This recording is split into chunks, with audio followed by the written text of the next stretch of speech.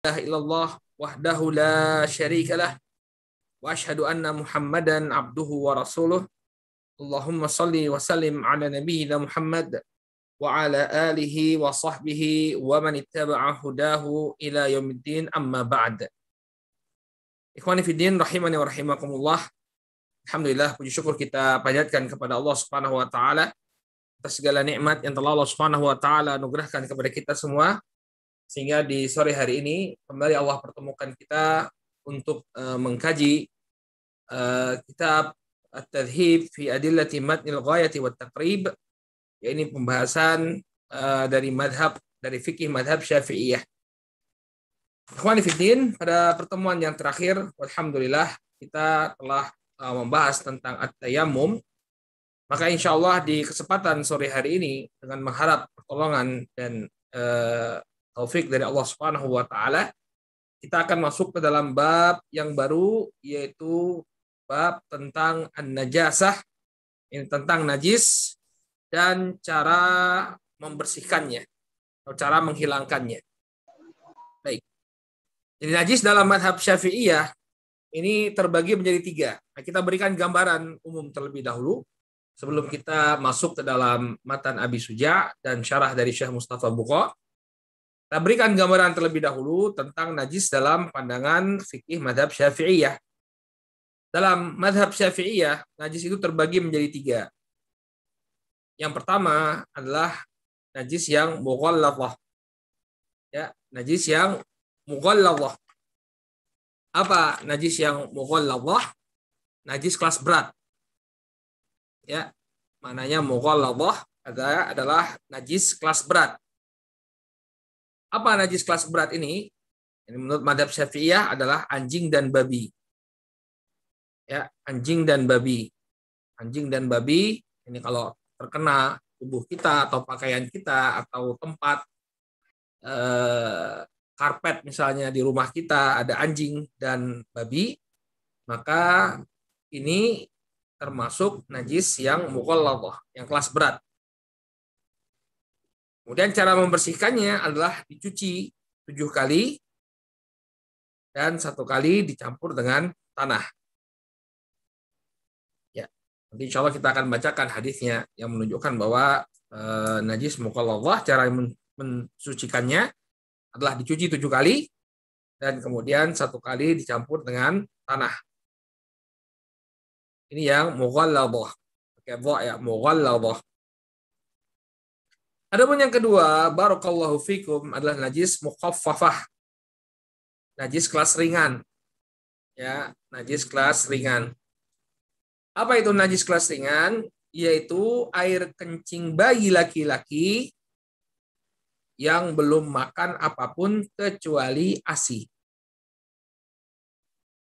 Ya, najis mukhaffafah adalah air kencing bayi laki-laki yang dia belum makan apapun kecuali ASI ibunya. Kecuali ASI ibunya. Ya, atau ASI ya, air susu. Entah itu ibunya atau dari ibu susuan, pokoknya dia cuma makannya ASI doang. Ya, maka najis mukhaffafah ini cara mensucikannya adalah dengan memercikkan air. Ya, jadi airnya itu dipercikkan. Nah, nanti kita akan jelaskan pula, ya. Kita jelaskan bagaimana nanti ya apa yang terjadi di masa Nabi Sallallahu Alaihi Wasallam. Kenapa kok para ulama Syafi'iyah menggolongkan ada najis yang mukhaffafah? Cara mensucikannya dengan memercikkan air. Kemudian yang ketiga, barakallahu fikum, ada najis yang mutawassithah. Nah, mutawassithah. Jadi najis yang mutawassithah ini yang selain mughalladhah dan mukhaffafah. Yang mutawassithah kelas menengah, najis kelas menengah. Apa saja itu? Yang pertama adalah apa yang keluar dari 2 jalan. Ya, kecuali mani. Apa yang keluar dari 2 jalan kecuali mani. Ya. Apa maksudnya keluar dari 2 jalan? Kencing, ya, kemudian kotoran, BAB, ya. Demikian juga madhi.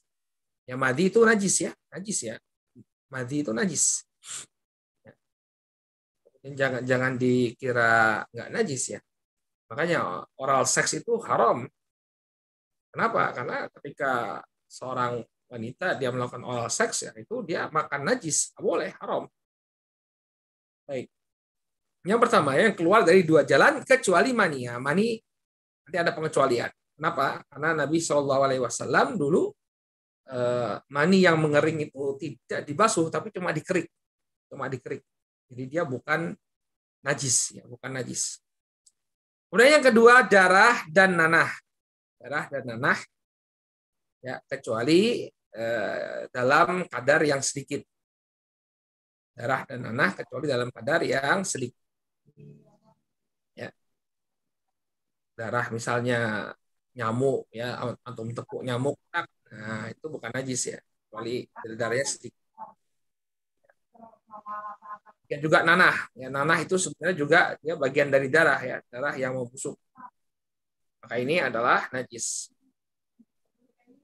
Bagian ulama mengecualikan darah yang keluar dari diri sendiri. Kalau darahnya itu keluar dari diri sendiri, ini nggak najis. Darah yang jadi najis itu kalau dari faktor eksternal.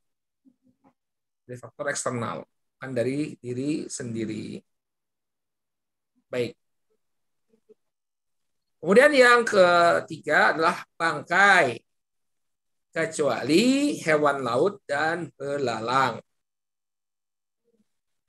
Ya, kecuali hewan laut dan belalang. Nanti ada dalil. Kemudian yang ke berapa? Yang mutawasithah 1, 2, 3. Keempat, khomer. Khomer dalam mazhab Syafi'iyah itu najis ya. Khomer dalam mazhab Syafi'iyah itu najis. Kemudian ditambahkan juga oleh sebagian ulama dalam fikih manhaj fikih manhaji disebutkan bahwa termasuk susu dari hewan yang tidak boleh dimakan, susu keledai. Susu keledai ini juga najis. Keledai ini juga najis. Nah, cara mensucikannya najis mutawasithah ya adalah dengan mengguyurkan air sehingga hilang bekas najis tersebut. Ya, diguyur air sampai hilang bekasnya. Kalau mukhaffafah tadi dengan apa? Dipercikkan. Nah, ini bedanya dengan mutawassithah. Kalau najis yang mutawassithah ini hendaknya diguyurkan air sehingga hilang bekasnya. Adapun najis yang berupa khobar, ini cara menghilangkannya ya adalah dengan diubah secara natural menjadi cuka. Ini nanti ada pembahasannya. Ya, nanti ada pembahasan. Baik, nah ini bentuk-bentuk najis atau apa-apa saja yang dianggap najis dalam mazhab Syafi'iyah. Jadi kesimpulannya bahwa najis dalam mazhab Syafi'i itu terbagi menjadi 3, mughalladhah, mukhaffafah dan mutawassithah. Dan ketiga macam ini memiliki cara membersihkan yang berbeda-beda. Baik, ini gambaran umum ya. Sekarang kita coba bahas penjelasan dari Abu Suja dan juga dari Syekh Ad-Doktor Mustafa Bugha hafizahullahu ta'ala. Qala hafizahullahu ta'ala faslun wa kullu ma'in kharaja minas sabilain najisun illa mani. Pasal, setiap cairan yang keluar dari 2 jalan ini najis kecuali mani. Ya. Nah, kita baca dulu yang ini ya. Dalil yang menunjukkan bahwa semua cairan yang keluar dari 2 jalan ini najis. Rawal Bukhari an Anas qala kana Nabi sallallahu alaihi wasallam idza tabarraza li hajatihi ataituhu bima'in fayaghsilu bihi. Hadisnya adalah dalilnya adalah hadis yang diriwayatkan oleh Al-Bukhari dari Anas bahwa Nabi alaihi salatu wasallam apabila beliau tabarraz ya li hajatihi, kata Syekh Mustafa Bugha, tabarraza li hajatihi ay kharaja ilal baras wa huwa al-fadha liyaqdiya hajatahu min baulin aw gha'id. Tabarroza li hajatihi artinya beliau keluar menuju baroz. Baroz artinya al-fadha, tanah lapang. Liyak dia hajatahu min baulin aw ghaid, untuk menunaikan hajat beliau baik itu kencing atau BAB. Kencing atau BAB. Nah, barakallahu fikum, zaman dulu orang itu kalau buang air kecil ya dia menyepi ya, cari tanah lapang yang bukan jalan, kemudian buang air di sana. Ya, buang air di tempat tersebut. Ya. Ini asal kata tabarroz. Tabarroz artinya kharaja ilal baraz, wa huwal fadha. Ini dia keluar ke tanah lapang untuk menunaikan hajat. Baik. Maka Nabi Shallallahu Alaihi Wasallam keluar untuk menunaikan hajatnya. Ataituhu bima'in fayaghsilu fihi, fayaghsilu bihi. Maka aku pun mendatangi beliau dengan membawa air yang kemudian beliau pakai untuk mencuci. Ya, ini fayaghsilu bihi atharul kharij min qubul awit tubur. Itu untuk mencuci ya bekas-bekas yang keluar dari dari kubul, ya, dari farji dan juga dari dubur, Ya, jadi beliau mencuci bagian tubuh beliau yang terkena bekas kencing atau bekas BAB beliau. Baik, ini yang menunjukkan bahwa apa yang keluar dari dua jalan ini merupakan najis, dicuci oleh Nabi Shallallahu Alaihi Wasallam. Qala wa rawal Bukhari wa Muslimun an Ali radhiyallahu anhu qala. Demikian juga hadis Bukhari dan Muslim dari sahabat Ali bin Abi Thalib radhiyallahu anhu, beliau mengatakan, kuntu rajulan madza'an. Ya. Aku adalah seorang laki-laki yang madza'an. Madza' kata Syekh Mustafa Bugha, ya, kathiru khurujil madhi. Itu seorang laki-laki yang banyak keluar madhi. Ya. Dan madhi itu sendiri ma'un asfaru raqiqun yakhruju minadz zakari, ya, ghaliban inda thawran asy-syahwah. Inda thawran asy-syahwah. Adapun madhi itu sendiri adalah air yang berwarna kuning, encer, keluar dari zakar, dari penisnya laki-laki, ghaliban inda thawran asy-syahwah. Ya, kebanyakannya ketika bergejolaknya syahwat. Nah, ya, syahwatnya lagi bergejolak, ya, mungkin disentuh oleh sang istri atau semisalnya, ya, biasanya ada cairan yang keluar. Itu namanya madhi. Ini perlu tahu ini antum ya, ikhwah, ya. Ini berkeluarga, misalnya antum sudah berkeluarga, kemudian sebelum waktu sholat, ya, bercanda dengan istri, bersentuhan dengan istri, ya, itu periksa dulu. Ya. Kenapa? Nah, ada kemungkinan madhinya keluar, karena madhi itu keluarnya itu tidak disadari. Beda dengan mani. Mani kan ada rasanya, ada rasa enaknya. Kalau madhi keluarnya nggak ada rasa enak. Jadi dengan bergejolaknya syahwat itu keluar madhi. Ya, maka kalau ingin sholat itu madhinya dicuci dulu, ya. Celananya diganti atau dicuci dulu. Jangan dipakai untuk sholat, nggak sah sholatnya. Kenapa? Nah, najis. Jadi termasuk najis. Nah, kembali ke hadisnya Ali. Kata Ali bin Abi Thalib, ya, kuntu rajulan madza'an. Dahulu aku adalah seorang laki-laki yang banyak madhinya. Fastahyaitu an as'ala Rasulullah SAW. Maka aku pun malu untuk bertanya kepada Rasul SAW. Kenapa? Kok Nabi SAW, kok Ali kok malu? Langsung bertanya kepada Nabi. Karena Ali adalah menantu Rasulullah. Jadi beliau malu, nanti ketahuan sama Nabi kalau dia banyak madhanya. Oh, ternyata mantuku ini, ya, orang yang banyak madhinya. Nah, Ali merasa malu. Sehingga beliau, ya, fa'amartul Miqdad ibn Aswad fasa'alahu, maka aku pun memerintahkan fa'amartu al-Miqdad ibn Aswad fasa'alahu, aku pun memerintahkan Al-Miqdad bin Aswad untuk bertanya kepada Rasul sallallahu alaihi wasallam. Faqala fihi wudu, ya, maka wajib baginya untuk berwudu. Ini menunjukkan bahwa madhi itu najis. Nabi SAW memerintahkan dia untuk berwudu. Artinya wudumu batal kalau keluar madhi.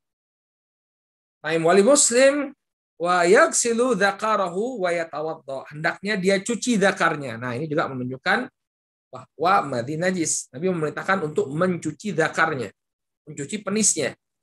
Wa yatawaddo, dan hendaknya dia berwudu. Itu barakallahu fikum, ya, namanya madhi najis, ya. Makanya oral seks, ya, yang dilakukan oleh seorang wanita terhadap pria ini haram hukumnya. Kenapa? Karena itu tadi thauran asyahwah ini menyebabkan keluarnya madhi, bergejolaknya syahwat menyebabkan keluarnya madhi. Nah, kalau dia melakukan oral seks maka madhinya akan tertelan. Baik. Nah, kemudian dalil yang menunjukkan bahwa apa yang keluar dari dua jalan ini juga najis adalah hadisnya Abu Hurairah. Marra ma'ana an Abi Hurairah qala qama a'rabiyyun fabala fil masjid fatanawaluhu nas. Ya. Maka dalam hadis Abu Hurairah, ya, seorang Arab dusun, ya, kencing di masjid, maka manusia pun mengerumuninya. Faqala lahumun Nabi sallallahu alaihi wasallam da'uhu. Ya, Arabi, ya, huwa Aqra bin Habis radhiyallahu anhu wa qila ghairuhu. Yang dimaksud dengan Arab Badui di sini adalah seorang sahabat yang bernama Al-Aqra bin Habis. Wa qila ghairuhu, dan menurut pendapat yang lain, sahabat yang lain, bukan Aqra bin Habis. Wal a'rabiyyu huwa man nazala al-badiyah minal Arab. Dan yang dimaksud dengan a'rabi bukan Arabi, ya, a'rabi. Kalau Arabi nisbah kepada Arab. Adapun a'rabi ini maksudnya adalah man nazala al-badiyah minal Arab. Orang-orang Arab yang tinggal di pedalaman. Jadi Arab dusun. Nah, Arab dusun ini orang-orang Arab Badui. Maka dia kencing di masjid, manusia pun berkerumun, ya. Faqala lahumun Nabi sallallahu alaihi wasallam, maka Nabi sallallahu alaihi wasallam mengatakan da'u, ya, biarkan dia, hariku ala baulihi, ya, sajlan min ma au zanuban min ma. Ya, biarkan dia. Ini ada sebuah hikmah disebutkan oleh para ulama kenapa Badui tersebut dibiarkan untuk kencing. Karena kemaslahatannya itu lebih besar daripada dia dihentikan dari kencingnya. Ya. Orang yang lagi kencing, kalau dia disuruh berhenti, maka ini bisa memudaratkan kesehatannya. Ini kemaslahatan yang pertama, agar dia tidak kesehatannya tidak terganggu. Lagi pipis kemudian disuruh berhenti. Kemudian kemaslahatan yang kedua, barakallahu fikum, ya, agar kencingnya itu tidak kemana-mana. Karena kalau dia ditegur, orang lagi pipis, woi berhenti. Akhirnya dia noleh kepada suara tadi, akhirnya apa? Kencingnya tadi kemana-mana. Lebih repot lagi untuk membersihkannya. Jadi ini kemaslahatan yang disebutkan oleh para ulama, mengapa Nabi SAW mengatakan, da'uh, biarkan saja Badui tersebut. Kemudian kata Nabi SAW, ya, hariku ala baulihi, siramlah kencingnya itu sajlan min ma, dengan seember air. Sajlan al-dalwu al-mumtaliyah ma'an. Sajlan artinya satu ember yang berisi penuh air, ya, yang berisi air, satu ember yang penuh dengan air. Atau zanuban, sama, ya, zanuban adalah ember besar, al-mumtali ma'an, yang penuh dengan air. Ya. Siramlah kencingnya dengan air seember penuh. Fa innama bu'ithtum, ya, muyassirin walam tub'ats mu'assirin. Ya, atau mu'sirin, bukan mu'assirin, ya. Ya, mu'sirin. Karena sesungguhnya atau maka hanya saja kalian diutus untuk memudahkan, ya, dan tidaklah kalian diutus untuk menyulitkan. Artinya min sya'nikum adamut ta'sir. sifat kalian itu adalah apa? Tidak suka menyulitkan. Tidak suka menyulitkan orang lain. Nah, ini sifat seorang muslim. Dia tidak menyulitkan. Lama ja'a bihi syar'ukum minal yusr wa raf'il haraj wa tadyiq. Karena syariat kalian ini telah datang dengan berbagai kemudahan, mengangkat kesulitan dan kesempitan. Ini karakter syariat Islam. Baik, syahid dari hadis ini bahwa Nabi SAW memerintahkan para sahabat untuk menyiramkan air kepada kencing tersebut. Fa'amruhu sallallahu alaihi wasallam bi'iraqatil ma' 'alal baul dalilu najasatihi wal ghaitu asyaddu minal baul. Maka perintah Nabi sallallahu alaihi wasallam untuk menyiramkan air kepada kencing badui tadi, ini dalil yang menunjukkan bahwa kencing itu adalah najis. Wal ghait asyaddu min baul. Ya, dan ghait yakni tai, ya, kotoran BAB ini lebih parah daripada sekedar kencing. Lebih parah daripada sekedar kencing. Ini dalil yang menunjukkan bahwa apa yang keluar dari dua jalan adalah najis. Qala wa kadzalika baulun wa rawthul hayawan. Demikian juga kencing dan kotoran BAB dari hewan itu juga najis. Wa an Abdurrahman ibn Aswad an abihi, ya, dari Abdurrahman bin Al-Aswad dari bapaknya, annahu sami'a Abdullah ibn Mas'ud yaqul, bahwa beliau mendengar Abdullah bin Mas'ud mengatakan, atan Nabi sallallahu alaihi wasallam gha'ita fa amarani an atihi bi thalathati ahjar. Perhatikan ini sisi pendalilan. Kenapa kok kotoran hewan itu juga najis? Ya, kata Abdullah bin Mas'ud, saya mendatangi Nabi Shallallahu Alaihi Wasallam ketika itu sedang buang air. Lalu kemudian beliau memerintahkanku untuk membawakan 3 batu. Fawajatu hajarain, ya, wal tamastu tsalits falam ajidhu. Maka aku mendapati 2 batu, 2 batu dapat. Lalu aku mencari yang ketiga, namun aku tidak mendapatkannya. Jadi Nabi Shallallahu Alaihi Wasallam ngomong ke Abdullah bin Mas'ud, coba antum cari 3 batu. Jadi untuk bersucinya Nabi, yang ketemu cuma 2 batu, yang satu dicari-cari nggak ketemu. Fa akhadtu rawsatan, maka aku pun mengambil kotoran hewan. Ya, kotoran hewan yang sudah kering itu kan kayak batu ya.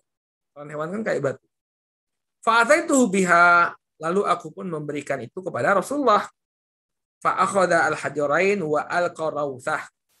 Maka Nabi Shallallahu Alaihi Wasallam mengambil 2 batu dan melemparkan kotoran. Waqala hadza riksun.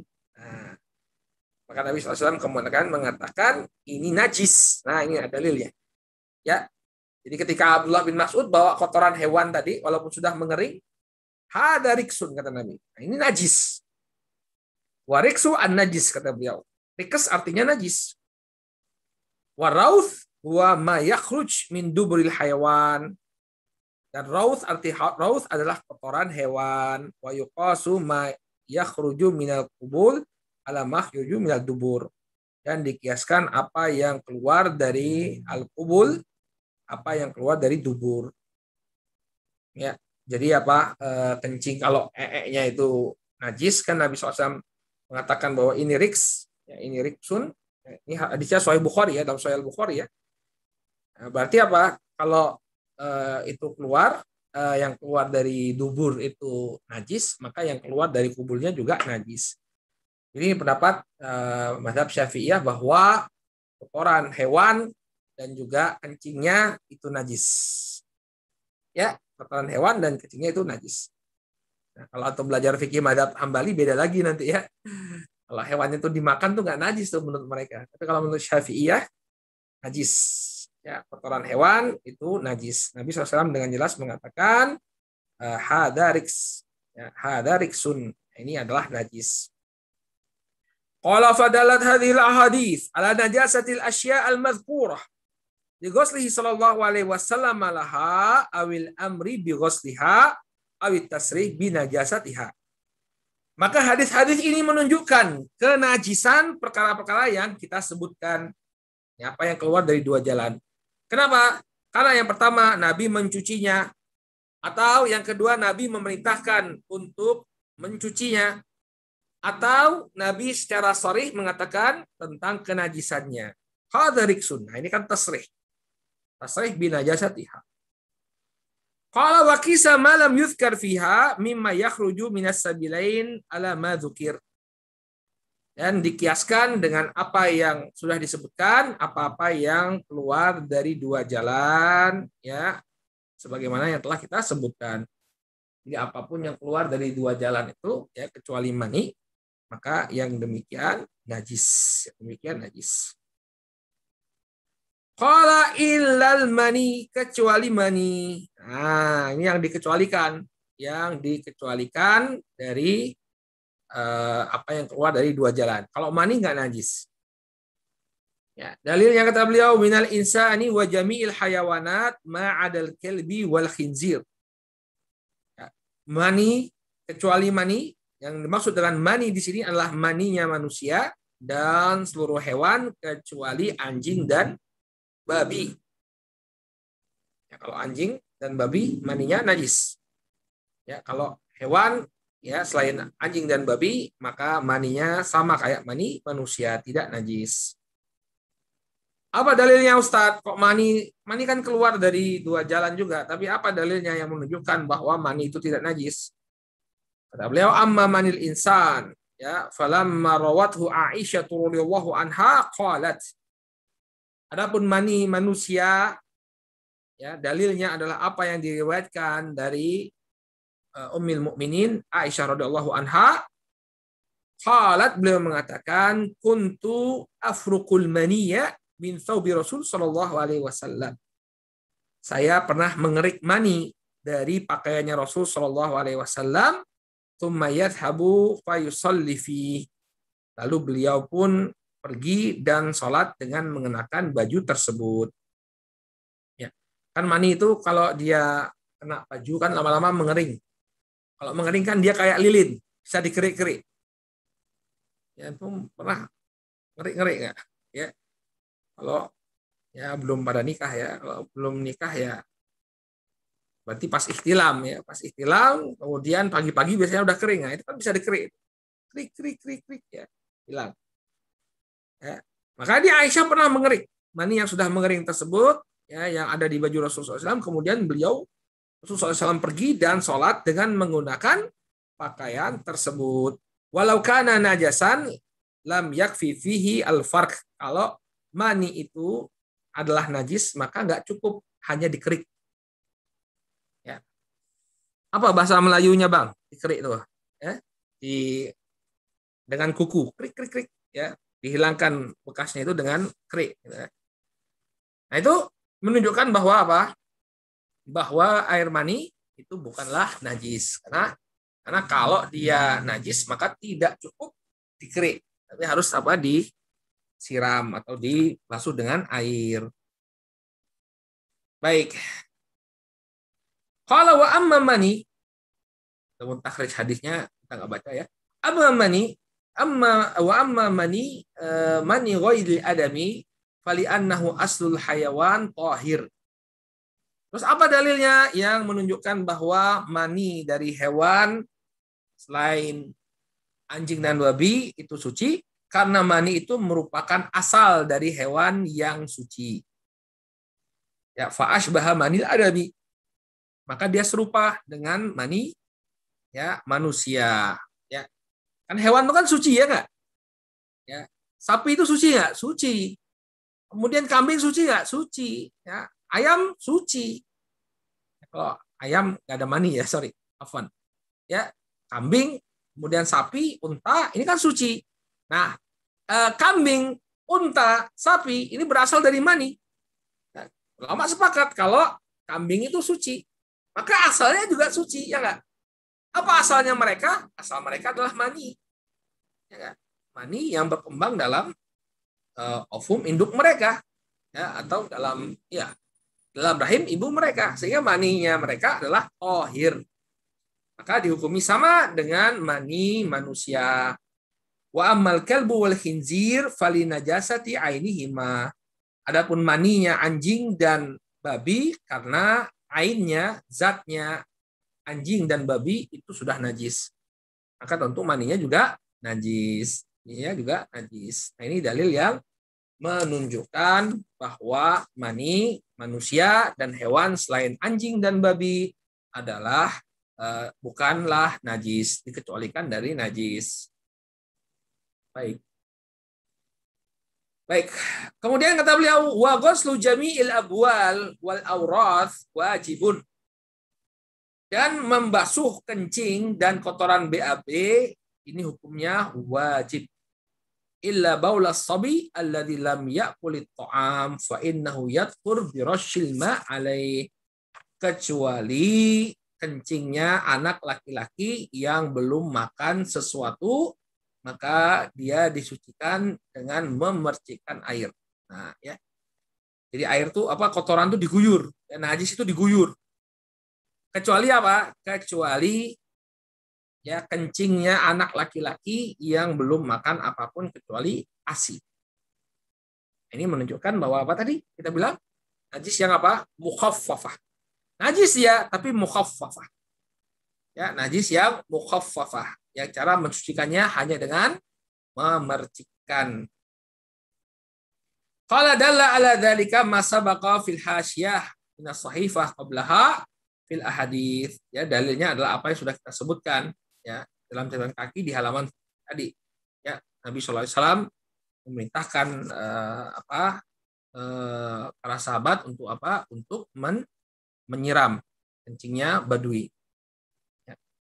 Dan untuk kotoran BAB ini lebih aula untuk dibersihkan daripada kencing karena lebih berat ya. Illa baulas sabi, kecuali kencingnya anak laki-laki yang belum makan apapun. Dalilnya an Ummi Qais binti Mihsan radhiyallahu taala anha annaha atat ya bibnin laha saghirin lam ya'kulit ta'am ila Rasul sallallahu alaihi wasallam. Di suatu ketika Ummu Qais binti Mihsan membawa putranya yang belum makan apa-apa kepada Rasul sallallahu alaihi wasallam. Fa'ajlasahu sallallahu alaihi wasallam fi hijrihi. Maka bayi tersebut didudukkan oleh Rasul sallallahu alaihi wasallam dalam pangkuan beliau. Fa ba'ala ala thawbihi. Maka kemudian sang bayi pun kencing di pakaian Rasul sallallahu alaihi wasallam. Fada'a bima'in fa nadhahahu walam yughsilhu.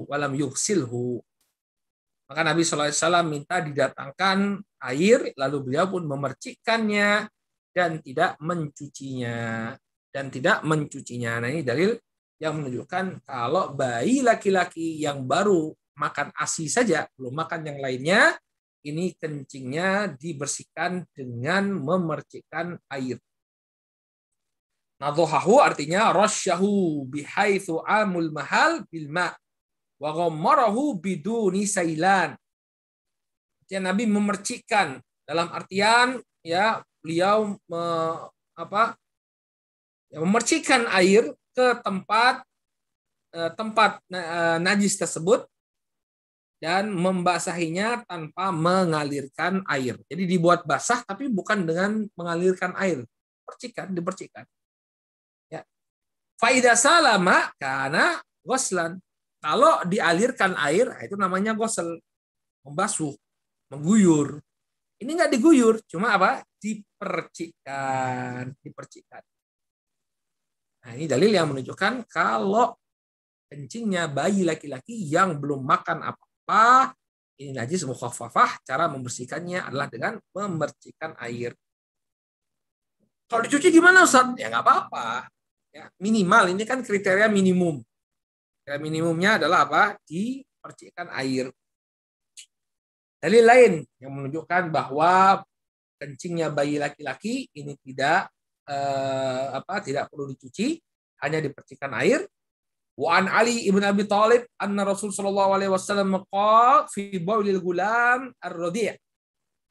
Dari Ali bin Abi Thalib radhiyallahu anhu bahwa Rasul sallallahu alaihi wasallam mengatakan tentang kencingnya anak laki-laki yang masih disusui.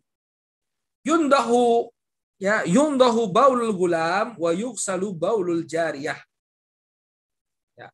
Kencingnya bayi laki-laki itu cukup diperciki. Adapun kencingnya anak perempuan harus dicuci. Nah, ini kata Nabi SAW, kalau kencingnya anak laki-laki ya itu cukup diperciki, kalau kencingnya anak perempuan harus dicuci. Qala Qatadah wa hadza ma lam yut'ama fa idza tu'ima ghusila jami'an. Ya, dijelaskan oleh Al-Imam Qatadah rahimahullahu taala, ya, yang demikian itu kalau mereka belum makan apapun. Kalau sudah makan, maka tetap dicuci, baik laki-laki maupun perempuan. Ya, ini syaratnya apa? Mereka belum makan. Ini bayi laki-laki tersebut belum makan apapun kecuali ASI ibunya.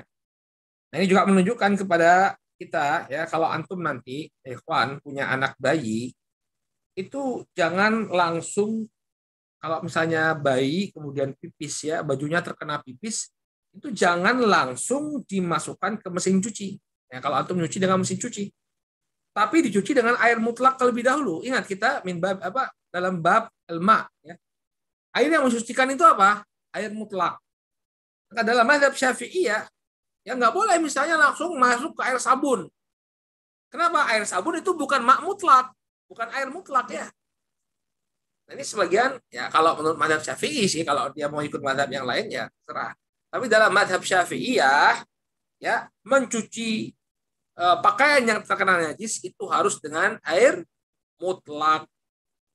Sehingga sebelum dimasukkan ke mesin cuci digiling, itu cuci dulu pakai air mutlak. Cuci dulu, baru kemudian dimasukkan ke mesin cuci. Jangan langsung masuk ke mesin cuci. Ya, kecuali mesin cucinya pakai air mutlak dulu, giling dulu pakai air mutlak, baru kemudian pakai apa? Itu pun harus dibuang, air mutlaknya harus dibuang dulu. Giling dulu pakai air mutlaknya dibuang, ya dia diperes, baru kemudian pakai air sabun. Ya, ini dikasih tahu istrinya nanti, ya, dia kalau mau nyuci pakaian anak kita yang kena najis, ya itu cuci dengan air dulu, baru kemudian pakai sabun. Ya. Maka ini yang kalau anak laki-laki yang belum disusui maka dipercikan. Adapun perempuan atau bayi laki-laki yang sudah makan maka dia harus dicuci. Nah, lantas apa bedanya? Ustaz, kok beda ini kalau laki-laki sama perempuan dibedakan? Apa yang menjadi penyebab? Kata beliau, wa farqun baina dzakari wal untha bi annal ma'lufa an yuhmal as-sabi akthar wa khuffifa fi baulih. Perbedaan antara laki-laki dan perempuan, bayi laki-laki dan perempuan, bahwa yang biasa digendong-gendong itu adalah bayi laki-laki. Karena biasa digendong maka diberikan keringanan. Jadi kencingnya itu lebih sering kena pakaian orang yang menggendongnya. Nah, ini jelasan para ulama, ya, karena anak laki-laki itu lebih sering digendong. Ya, kalau dulu kita belajar Umdatul Ahkam, sebagian masyayikh kita membawakan faedah bahwa kencing laki-laki itu berbeda dengan kencing perempuan. Kencing perempuan itu lebih kental katanya. Wallahu ta'ala alam. Ini diantara hikmahnya. Tapi ya ta'budiyah saja, ya, Nabi SAW memerintahkan tadi hadis Ali, kalau laki-laki cukup diperciki, kalau perempuan harus dicuci. Ya sudah, sami'na wa ta'na. Ya, ta'budiyah. Baik. Kemudian kata beliau, wala yu'fa. Lanjut, ya. Ya, ini selesai permasalahan kencing bayi. Qala wala yu'fa an syai'in minan najasati illa al-yasir minad dam wal qaih wa ma la nafsa lahu sa'ilatun. Dan tidaklah dimaafkan sebuah najis, ya, atau salah satu dari najis-najis kecuali yasir, sesuatu yang ringan, sesuatu yang remeh, yang sedikit, dari darah dan juga dari nanah. Nanah. Ya. Jadi kalau sedikit saja, misalnya ada teman kita kemudian main bola terantuk, kemudian darahnya dia kena kita, tapi sedikit saja. Nah, ini dimaafkan, tidak perlu kemudian dicuci. Ya, bukan najis yang bukan najis ya, dimaafkan. Ya. Atau darahnya keluar dari tubuh kita sendiri, ini bukan najis. Atau darah yang ada pada daging, kan kadang-kadang kan kalau beli daging kan ada darahnya ya. Tapi darahnya itu yasir, sedikit sekali. Wa mala nafsalahu sa'ilah, demikian juga dimaafkan dari hewan yang tidak memiliki darah mengalir. Nafsa itu artinya darah. Nafsa sa'ilah yang darahnya itu tidak mengucur. Ya, macam serangga. Serangga itu kan darahnya kan tidak cor kayak gitu ya, kayak kambing kalau disembelih itu kan darahnya kan ngucur ya. Nah, kalau lalat atau kecoa ya, maka ini tidak mengeluarkan darah yang mengucur. Mungkin mereka ada peredaran darah. Ada nggak di siapa yang belajar biologi itu? Ada nggak peredaran darah? Sistem peredaran darah serangga ada kali ya. Al-muhim ya bahwa hewan yang tidak memiliki darah yang mengalir ini juga dimaafkan. Ya. Idza waqa'a fil ina'i wa mata fihi fa innahu la yunajjisuhu. Kalau hewan yang tidak punya darah mengalir ini terjatuh pada bejana atau mati di dalamnya, maka dia tidaklah menajiskan bejana tersebut atau apa yang ada di dalam bejana tersebut. Qala dalla ala dzalik, berkata Syekh Mustafa Bugha. Ya, ma dalla ala dzalik, ya, dalilnya marwahu Abu Hurairah anna Rasul sallallahu alaihi wasallam qala, wa Rasul sallallahu alaihi wasallam bersabda, idza waqa'a adz-dzubabu fi ina'i hadikum falyaghmishu kullahu. Apabila seekor lalat ya masuk ke dalam bejana salah seorang di antara kalian, maka hendaknya dia celupkan seluruh tubuh lalat tersebut. Nah, kalau najis kan Nabi SAW nggak mungkin nyuruh mencelupkannya, ya nggak? Ya, bangkai, ini bangkai lalat. Ada bangkai lalat di minuman kita. Ya, lagi minum es teler, tiba-tiba ada lalat. Ya, ini gimana ini? Najis nggak? Maka apa? Karena Nabi SAW, fal yang misu.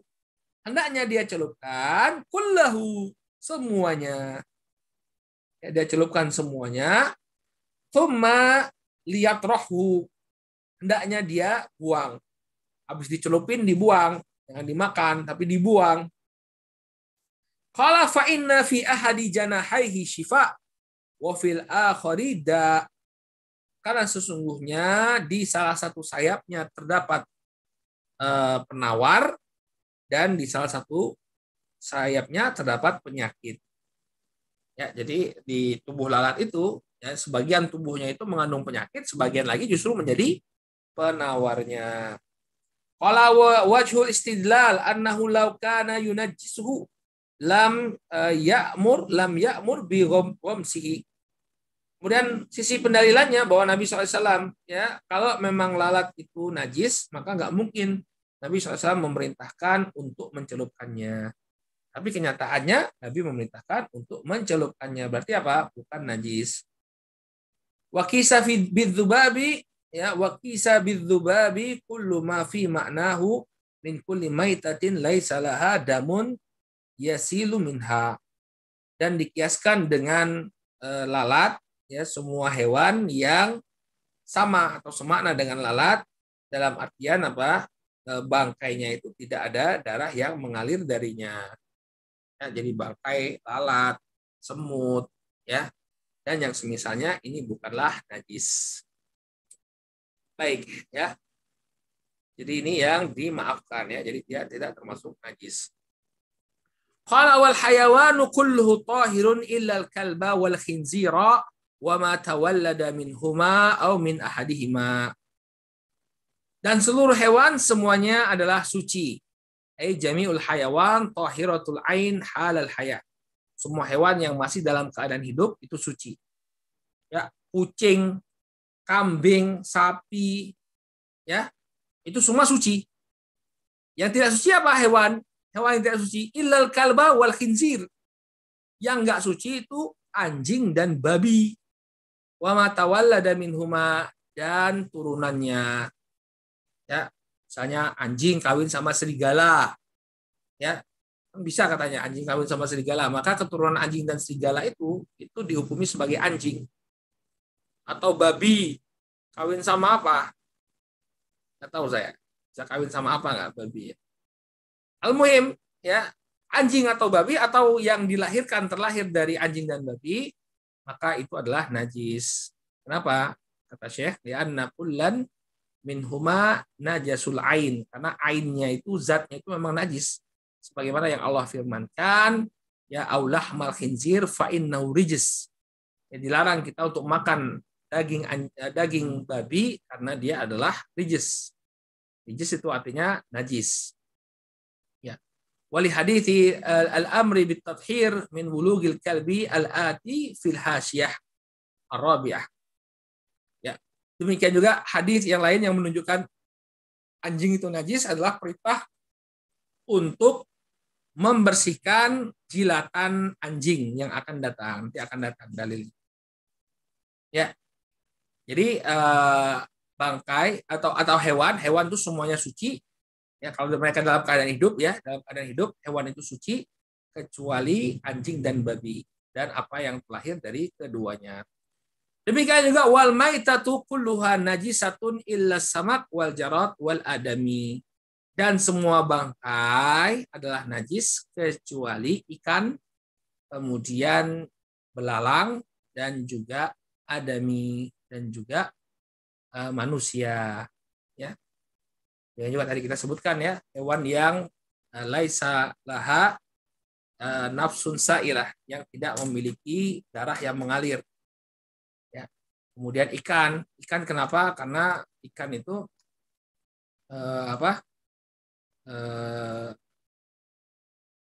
Nabi SAW ketika ditanya tentang laut, ya, hillu maitatuhu, ya, bahwa halal bangkainya hewan laut itu halal, maka ikan itu bukan najis. Ya. Demikian juga tubuh manusia, ya, mayitnya manusia, bangkainya manusia ini juga tidak najis. Jami'ul maitat, ya, najasatun illa mastuthniya. Semua bangkai itu najis kecuali apa yang dikecualikan.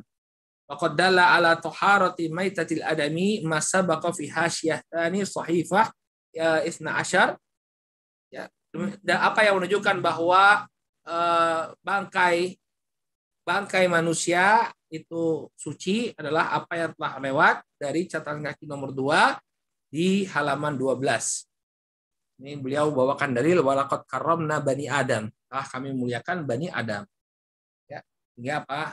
Mayatnya itu bukanlah najis, atau bangkainya bukanlah najis. Wa taharatu samaki wal jarat dalla 'alaiha haditsu Ibni Umar qala Rasulullah sallallahu alaihi wasallam uhillat lana maitatan wa daman. Kemudian dalil yang menunjukkan bahwa ikan dan belalang itu tidak najis bangkainya adalah hadisnya Ibnu Umar. Nabi SAW mengatakan dihalalkan bagi kita 2 bangkai dan 2 darah. Fa'ammal maitatan wal hut wal jarat. Adapun 2 bangkai adalah bangkainya ikan dan bangkainya belalang. Wa ammad daman fal kabidi wal tihal. Adapun 2 darah yaitu hati dan limpa. Hati dan limpa. Faqaunu samak wal jarat halalan aklu maitatuha dalilun ala taharitihima. Ya. Maka keadaan ikan dan belalang yang boleh untuk dimakan bangkainya ini menunjukkan bahwa bangkainya adalah suci. Ya. Jadi hukumnya bangkai hewan itu najis kecuali apa? Hewan laut dan juga belalang serta hewan yang tidak memiliki darah mengalir sebagaimana penjelasan kita sebelumnya. Baik. Kemudian bagaimana cara mensucikannya? Qala fa wa yuksalul ina min wulugil kalbi wal khinzir sab'a marrat ihdahunna biturab. Maka dicucilah bejana yang telah di wulugil ina, yang telah di jilati oleh anjing dan babi 7 kali. salah satunya disertai dengan dicampur dengan tanah. Salah satunya dicampur dengan tanah. Nah, ini yang najis apa? Mughalladhah. Najis yang mughalladhah, cara mensucikannya adalah dicuci 7 kali. Salah satunya dicampur dengan tanah. Ya, qala dalla ala najasatil kalbi. Nah, kalau menurut ulama Syafi'iyah itu bukan jilatannya saja ya, tapi anjing itu ya najis ya. Anjing itu ya najis, babi itu ya najis. Bukan jilatannya saja yang najis. Tapi anjing dan babinya itu najis. Qala dalla ala najasatil qalbi ma rawahu Abu Hurairah. Qala Rasulullah sallallahu alaihi wasallam, "Idza walagal kalbu fi ina'i ahadikum falyuriqhu, thumma liyaghsilahu sab'a miraran." Apabila seekor anjing menjilati ya bejana salah seorang di antara kalian, maka hendaknya dia buang isi bejana tersebut, kemudian hendaknya dia cuci dengan 7 kali. Kalau fi riwayatin ya awaluhunna ya biturab, yang pertamanya dengan tanah, dicampur dengan tanah. Wa fi riwayatin ya wa afuruhu ats-tsamin biturab, ya ditambah dengan yang ke-8 dengan tanah. Wa fi riwayatil Daruqutni ihdahunna bil batha, salah satunya dengan tanah. Dari hadis ini para ulama menyimpulkan bahwa mencuci bekasnya anjing dan babi itu adalah 7 kali dan salah satunya dicampur dengan tanah. Fal amru bi iraqati ma wuligha fihi wa ghaslihi dalilun najasati. Maka perintah Rasulullah SAW untuk membuang apa yang sudah dijilat oleh anjing dan mencucinya, ini adalah dalil bahwa anjing itu najis. Bal najasatuhu mughalladhah, bahkan najisnya adalah najis yang kelas berat. Walidzalika yughsal minhu sab'a marrat ma'atatrib. Oleh karena itulah ya dia dicuci 7 kali dan disertai, salah satunya disertai dengan apa? Dengan tanah. Wal khinziru aglad minal kalb, dan babi lebih parah daripada anjing. Babi lebih parah daripada anjing. Waqad ja'an nas al-Qur'ani bitasrih binajasatihi. Bahkan untuk masalah babi, ya nas Quran ini telah menjelaskan secara terang tentang kenajisannya. Allah Ta'ala berfirman, "Au lahmal khinzir fa innahu rijs." Atau daging anjing maka itu merupakan najis. Rijs an-najas. Ya, kama alimta. Yang dimaksud dengan rijis adalah najis. Ya. Jadi daging babi itu najis. Babi itu najis. Qala wa ma tawallada minhuma aw min ahadihima ya'khudhu hukmaha wa taghliban lijadi bin najasah ihtiyatan fil ibadah. Dan apa-apa yang terlahir dari anjing dan babi atau dari salah satu di antara keduanya, maka dia mengambil hukum anjing dan babi. Ya, kecondongan yang lebih berat kepada sisi kenajisannya, karena kecondongan yang lebih berat dari sisi kenajisannya. Wahtiyaton fil ibadah, dan juga berhati-hati dalam masalah ibadah. Ya. Jadi anjing dan babi ini najis. Ya. Kalau dia masuk rumah kemudian nongkrong dia di rumah, itu harus dicuci dengan air. Ini mazhabnya Syafi'iyah. Jadi cuci dengan air, salah satunya dengan tanah. Baik. Nah sekarang cara mensucikan yang lainnya. Ya, bagaimana dengan najis yang lainnya? Wa yughsalu min sa'il najasati marratan ya ta'ti alaih wa thalathatu afdal. Adapun najis lainnya maka dia diguyur. Ya yughsal artinya dibasuh dengan air ya dari najis yang lainnya 1 kali. Jadi diguyur di atasnya air 1 kali, wa thalathatu afdal. Dan yang lebih afdal 3 kali. Ya, jadi ini untuk mensucikan najis lainnya. Ya, najis yang mutawassithah dia diguyur dengan air. Wali hadithi Ibnu Umar kanat as-salatu 50 wal ghuslu min janabah 7 marrat wa ghuslul bauli 7 mirar. Falam yazal Rasul sallallahu alaihi wasallam yas'alullah at-takhfif hatta ju'ilat as-salatu khamsan wal ghuslu minal janabati marrah wa ghuslu al-bauli minal thawbi marrah wa qisa bil baul ghairuhu. Dalilnya bahwa cukup satu kali saja kita mengguyur ya najis, itu adalah hadisnya Ibnu Umar. Ya, hadisnya dikeluarkan oleh Abu Daud. Kata beliau, dulu sholat itu 50 waktu. Kemudian mandi janabah itu 7 kali. Kemudian mencuci kencing itu 7 kali juga. Maka Nabi SAW senantiasa meminta keringanan dari Allah Subhanahu wa taala sampai sholat itu menjadi 5 waktu, kemudian mandi janabah cukup 1 kali, dan mencuci kencing dari pakaian itu 1 kali saja. Jadi kalau misalnya baju kena kencing, ya udah diguyur 1 kali, ya sampai kemudian apa, hilang bekasnya, hilang baunya, 1 kali. Wasalah satu afdal, dan 3 kali ini lebih afdal. Tentunya semakin bersih ya kotoran tersebut semakin afdal. Apalagi kalau dicuci pakai sabun, ya dijemur ya sehingga benar-benar hilang. Baik. Nah, sekarang terakhir pembahasan tentang khomer. Jadi menurut mazhab Syafi'iyah khomer itu najis. Tapi saya belum menemukan ini apa bantahannya Syafi'iyah terhadap kisahnya para sahabat yang membuang khomer di jalan-jalan. Nah, kan kalau mazhab Hambali kan mengatakan khomer itu bukan najis. Nggak tahu mazhab Hambali atau ya sebagian ulama menganggap bahwa khomer itu bukan najis. Lalu apa dalilnya? Nah, itu ketika turun ayat pengharaman terhadap khomer, para sahabat itu membuang khomer ke jalan-jalan. Kalau khomer itu najis ya nggak boleh kan dibuang ke jalan-jalan. Masa buang najis ke jalan ya nggak?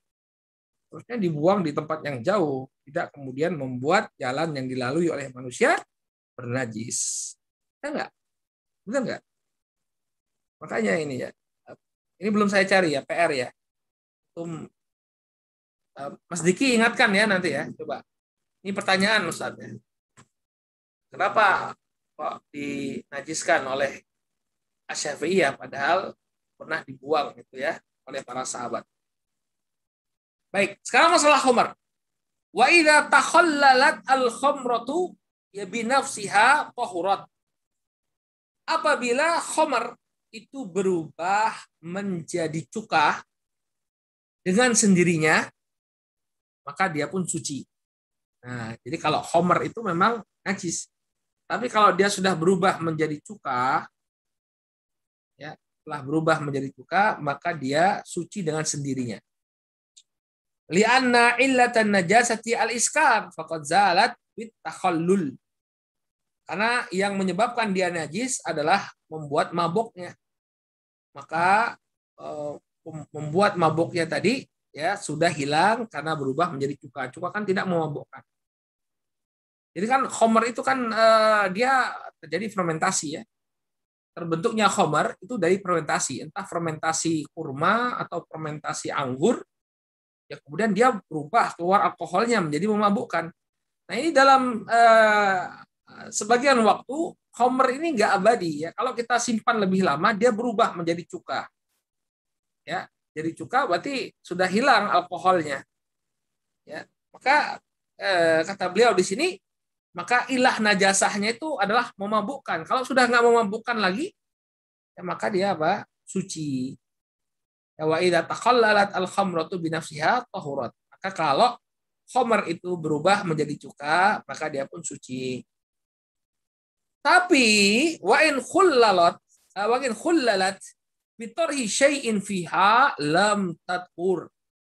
Tapi kalau disengaja, bukan terjadi secara natural, dilemparkan atau dibubuhkan sesuatu ke khamr tersebut sehingga dia berubah menjadi cuka, maka yang demikian tidaklah mensucikan khamr atau cuka tersebut.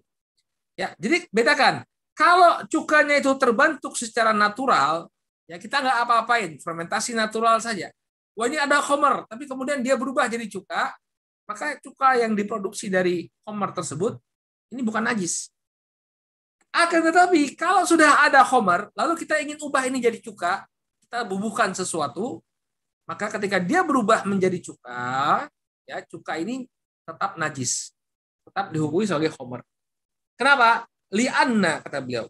Ya, catatan kaki nomor 3, li'anna mayutrahu fiha yatanajjasun bimulaqatiha. Karena sesuatu yang dibubuhkan di atas khamar tersebut langsung berubah menjadi najis juga karena telah bersentuhan dengan khamar. Khamarnya najis. Kemudian dia dibubuhkan sesuatu pada khamar tersebut, maka sesuatu yang dibubuhkan berubah menjadi najis. Kenapa? Karena dia telah bersentuhan dengan si khamar. Wayabqa mutanajjisan, ya, atau wayabqa mutanajjasan, dan tetap dalam kondisi telah ternajisi. Fa idzan qalabat qalan wa huwa fiha najjasaha. Ya, maka karena bubuk tadi yang dibubuhkan di khamar tadi sudah berubah menjadi najis, walaupun khamarnya itu kemudian berubah menjadi cuka, maka bubuknya tadi tetap dalam keadaan najis. Wa huwa fiha najjasaha. Maka bubuk yang menjadi najis ini menajisi khamar yang sudah berubah menjadi cuka. Masya Allah. Kita ulangi sekali lagi. Ya, kalau khamarnya berubah menjadi cuka dengan sendirinya, artinya dia nggak diapa-apain. Jadi khamarnya ditaruh, ya khamarnya ditaruh dalam bejana, tiba-tiba dia setelah berjalannya beberapa waktu dia berubah menjadi cuka. Maka cuka ini halal, ya, dan dia bukan najis. Kenapa? Karena terjadi secara natural. Bagaimana kalau misalnya dia berubah menjadi cuka karena dibubuhkan sesuatu? Saya nggak tahu bagaimana cara prosesnya.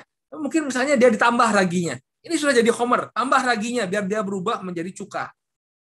Ya, maka ragi yang ditambahkan kepada khamar itu kan najis. Ragi yang ditambahkan kepada khamar, maka raginya berubah menjadi najis. Kenapa? Karena dia sudah bersentuhan dengan khamar. Baik. Nah, ketika khamar yang ada di bawahnya ini berubah dia menjadi berubah dia menjadi khol, menjadi cuka, maka ragi yang ditambahkan tadi kan sudah najis tuh. Ya, maka dia bercampur dengan cuka ini, maka cukanya pun jadi najis. Ya, karena apa? Najis yang dibawa oleh ragi tadi yang menyebabkan dia berubah menjadi khol atau menjadi cuka. Ya, sehingga apa? Bedakan khamar yang berupa khamar yang berubah menjadi cuka secara natural, maka dia tidak lagi dianggap sebagai najis. Adapun khamar yang berubah karena ditambahkan sesuatu padanya, maka ini dianggap sebagai najis. Baik, barakallahu fikum. Nah, ini pembahasan tentang macam-macam najis dan cara membersihkan atau mensucikannya. Intinya sebagaimana yang kita sebutkan di awal-awal tadi dalam pembukaan, bahwa najis dalam mazhab Syafi'i terbagi menjadi 3. Ya, yang pertama yang mughalladhah, yaitu anjing dan babi. Ini cara mensucikannya adalah dicuci 7 kali, kemudian 1 kali campur tanah. Kemudian yang kedua najis yang mukhaffafah, ini yang kelas ringan, berupa air kencing bayi laki-laki yang belum makan apapun kecuali ASI. Maka cara mensucikannya adalah dengan memercikkan air. Dan yang ketiga, najis yang mutawassithah, yang kelas menengah, itu apa yang keluar dari 2 jalan, hewan dan manusia kecuali mani, kemudian darah dan nanah kecuali sedikit, ya. Demikian juga bangkai kecuali hewan laut dan belalang, lalu khamar dan susu hewan yang haram untuk dimakan. Baik, ini penjelasan tentang najasa. Alhamdulillah sore hari ini kita telah menyelesaikan pembahasan kita. Pak, insya Allah kita akan lanjutkan di pertemuan yang akan datang dengan membahas tentang darah wanita. Ya, baik. Ini akan jadi pembahasan kita tentang darah wanita. Ustaz, di skip aja Ustaz. Kan kita laki-laki ya. Antum juga perlu tahu kan nanti antum nikah sama wanita. Ya. Jadi harus tahu fikihnya darah wanita ya. Insya Allah ini akan jadi pembahasan kita di pertemuan yang akan datang. Tetap ikuti kajian kitab At-Tadhhib fi Adillatil Matnil Ghayat wa Taqrib setiap hari Rabu insya Allah jam 4 sampai dengan selesai. Naktafi bihadzal qadar, kita cukupkan dulu sampai di sini. Mudah-mudahan bermanfaat. Subhanakallahumma wa bihamdika asyhadu an la ilaha illa anta astaghfiruka wa atubu ilaik.